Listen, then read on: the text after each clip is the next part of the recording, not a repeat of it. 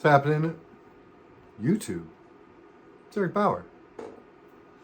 Back again, not too long after the last video, with another video. Wow, what compelled me to put something up again so soon? Well, I have a few ideas in mind.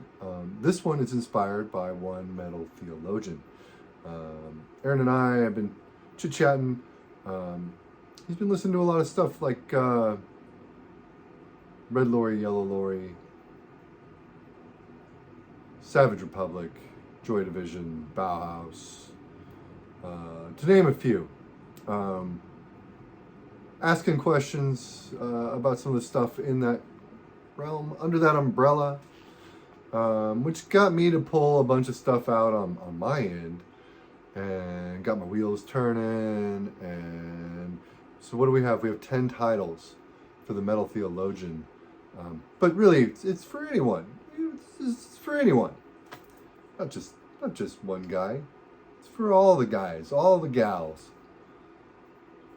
Let's get started. We're gonna go obvious first. Maybe for some people obvious, maybe not for others. Modern English. Mesh and Lace. This is just a really phenomenal debut record from Modern English on the 4AD label. And you've got some really nice printed inner sleeve here. This is a reissue, of course. If you're familiar with the original, it has different cover artwork. However, the same artist did the redux or the redo, depending on how you want to pronounce said word. It's the same stuff. I actually am kind of partial to this particular cover when compared to the original cover. Not to say that I'd turn down an original of this masterpiece if one crossed my path, and then I would probably send this one down to somebody deserving. It's awesome. It's super dark. It's super downbeat. It's dismal. Yet it retains a pop sensibility, similar to like early Cocteau Twins, of course, obviously. Again, another 4AD project. But yes, Modern English, awesome record. I really dig, I don't know, I dig the whole first run of Modern English records. Staying with the 4AD label, Exmal Deutschland with their first record, Fetisch.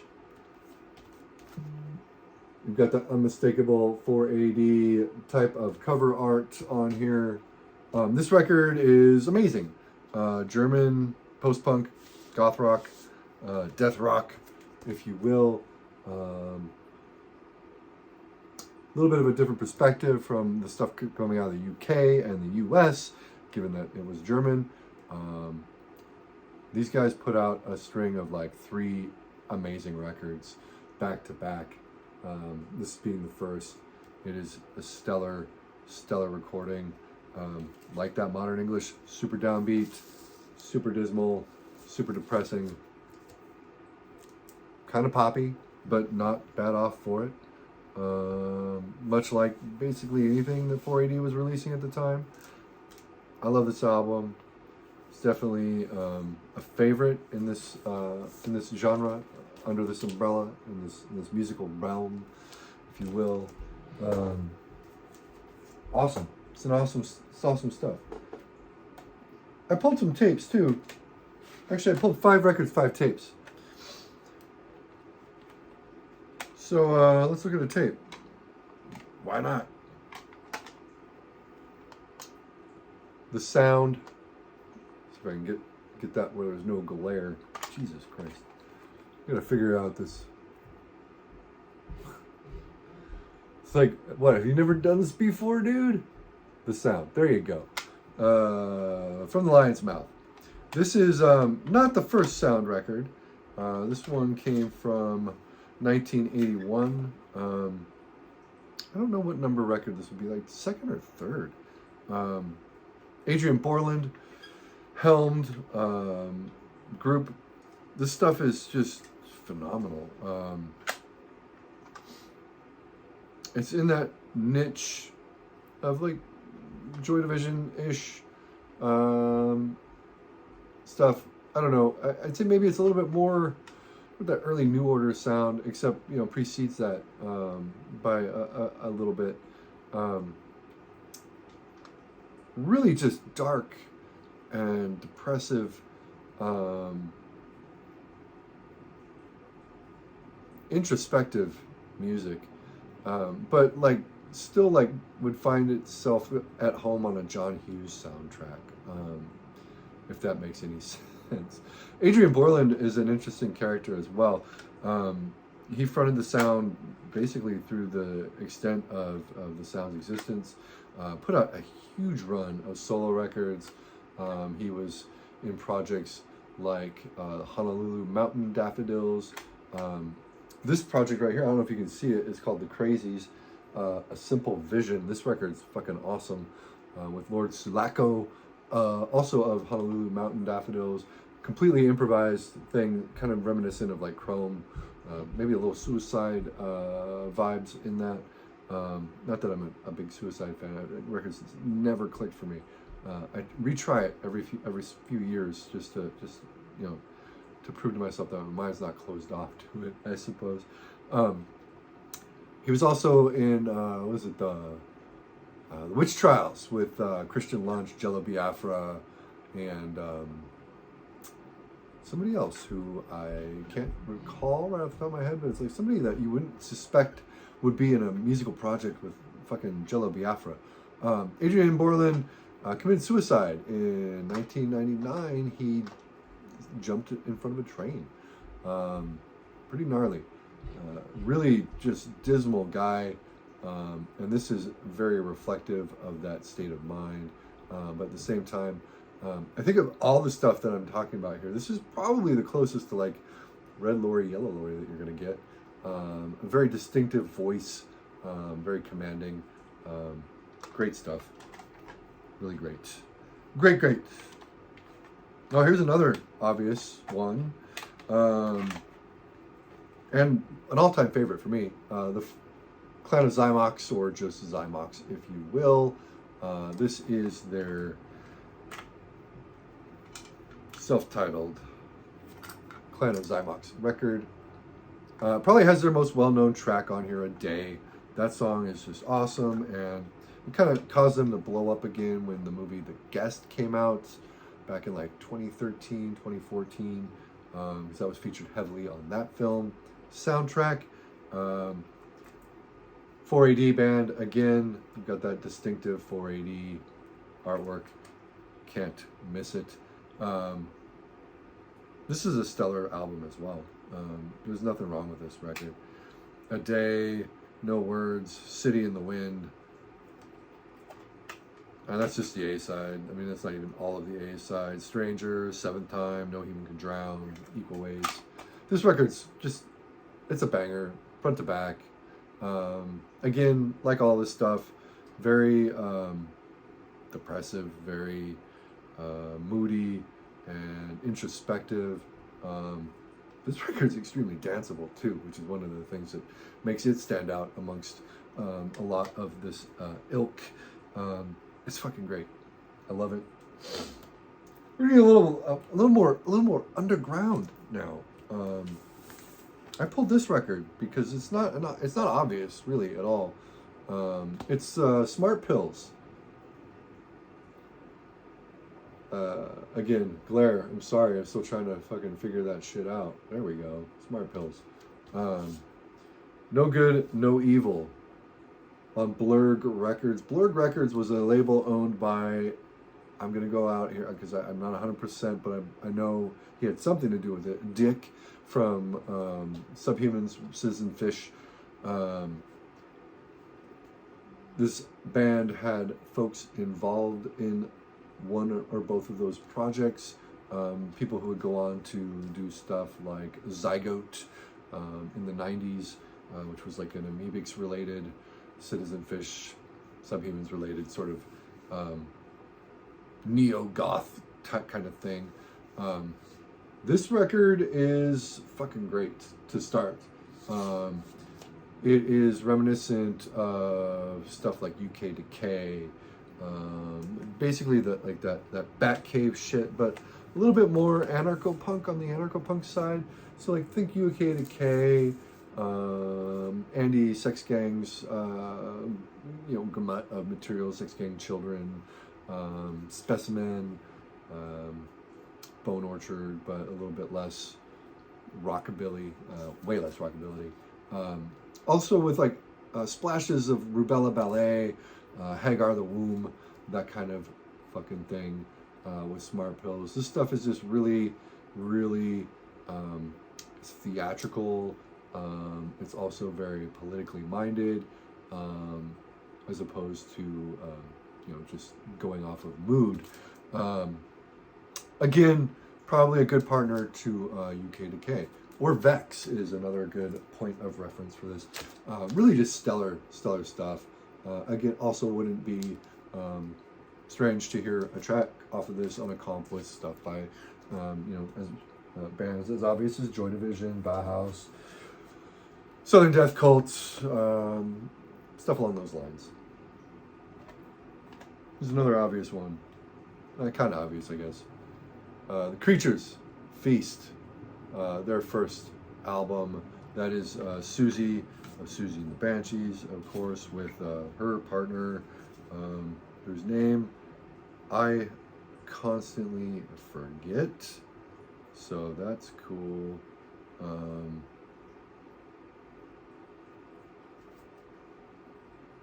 Doesn't matter. This tape is rad. The Creatures, unlike Susie and the Banshees, kind of relied on non-traditional instrumentation. It's a very, it's almost like world music, if world music went goth. Lots of tribal rhythms on here. It sounds like something that you would be exposed to along the lines of the equator. It sounds kind of hokey, but I don't know. I'll stand by that.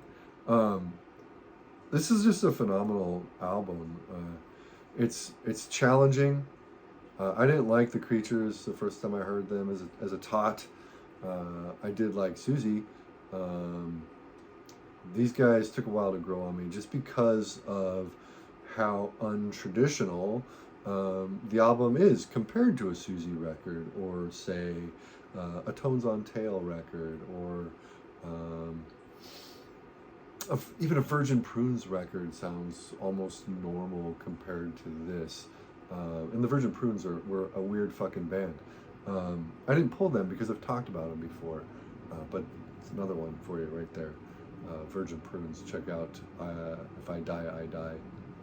This album though, Feast by Creatures, killer. Can't recommend it enough.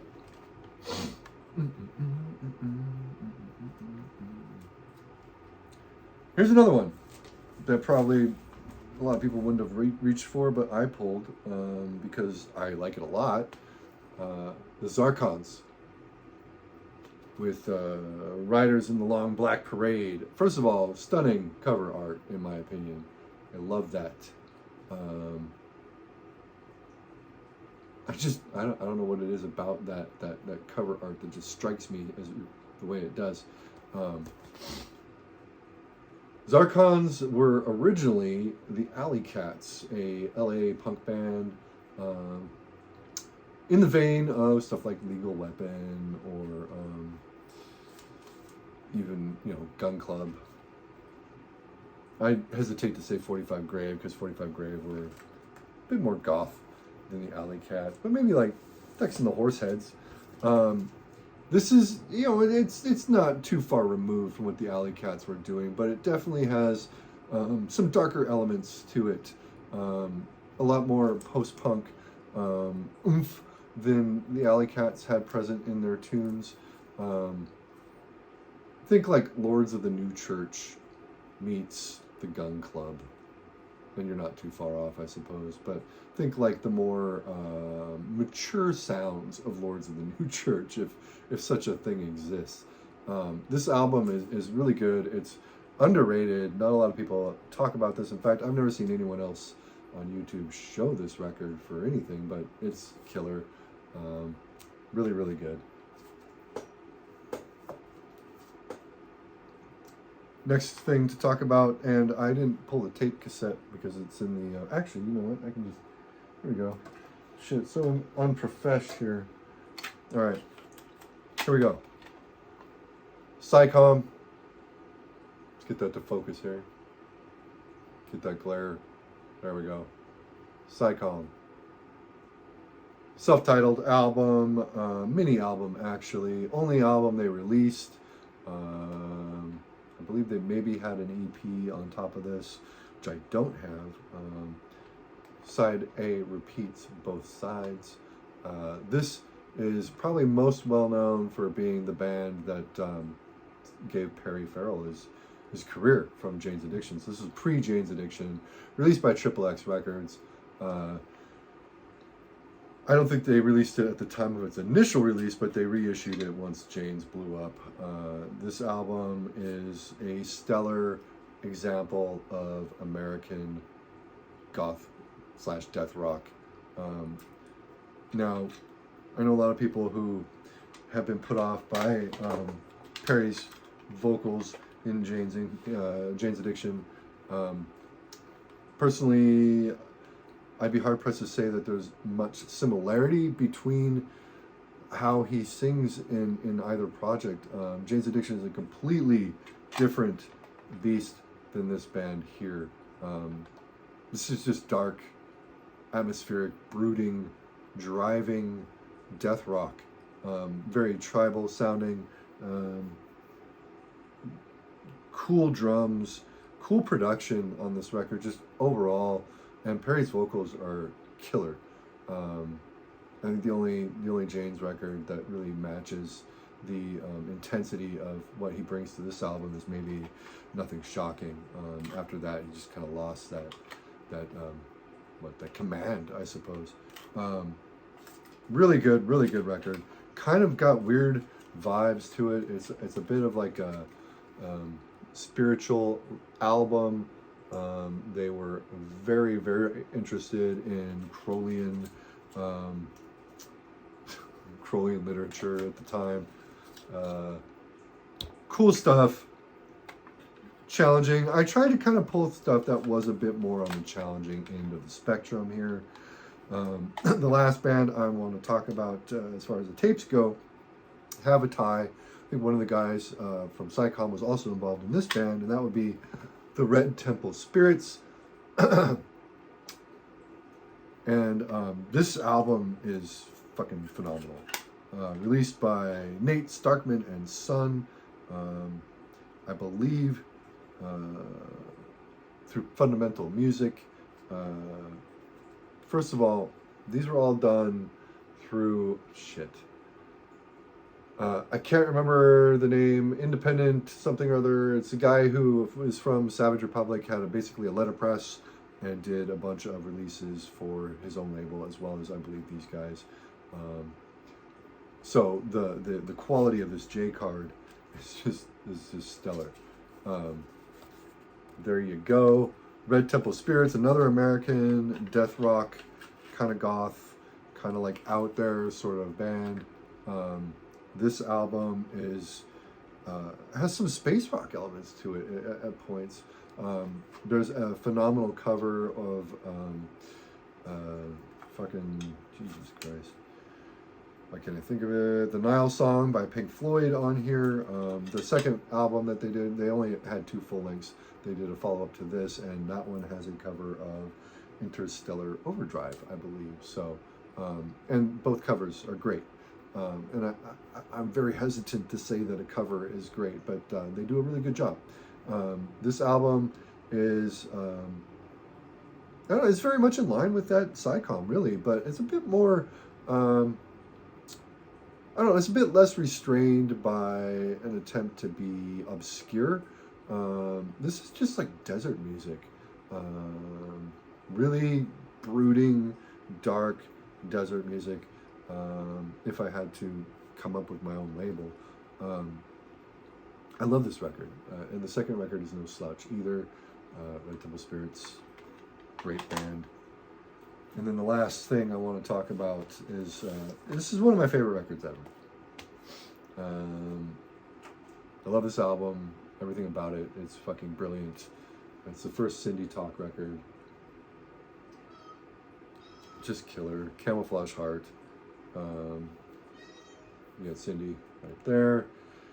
Stand up against the wall. He's looking pretty despondent, and this is a very despondent record. Released originally by Midnight Music. This is one of a couple of different variants that came out at the time. My preferred version. The alternate has a different cover, which features this image on the front. Still a cool photo, but I prefer the picture of Cindy against the brick wall. Cindy Talk is a weird band. They put out a lot of records. My favorites are this one, and I believe the fourth one. Don't quote me on that, though, because it might be the fifth. It's definitely not the second or the third, though. This album is a lot of things. It is goth, it is post-punk, it is industrial, it is ambient, it is it's a fucking trip is what it is. It's equal parts everything, really, when it comes to kind of this all-encompassing umbrella of downbeat, despondent, depressive music. Cindy Talk kind of epitomizes the penultimate to me. It's so good. It's one of those records where listening to it and listening to the words specifically, and I know there's a lot of people who just don't really care about the words, but to me the words are just as vital as the music, especially on albums like this. And you listen to the words on here and it puts you in the headspace of the artists that made this album, and it's stellar for that. Just an awesome record. There's a quote on the back: "I've set aside some time to look up into the heavens, and what I see is not rich, but a camouflage heart on a lakeside." If that sounds obscure to you, I mean, that's going to give you a window into what he's got to say on this album, and or what she's got to say. I think just awesome. I can't recommend Cindy Talk enough. Gordon Sharp, aka Cindy. Yeah, check it out. It's cool shit. Everything here is cool shit. And I hope if you do peep any of this stuff, at least one of these albums sticks with you. That said, that's all I had to talk about today. I'm going to cut it short at 23:42. Take care, YouTube. As always, be good to yourselves. Be good to other people. Just don't be shitty. Peace out.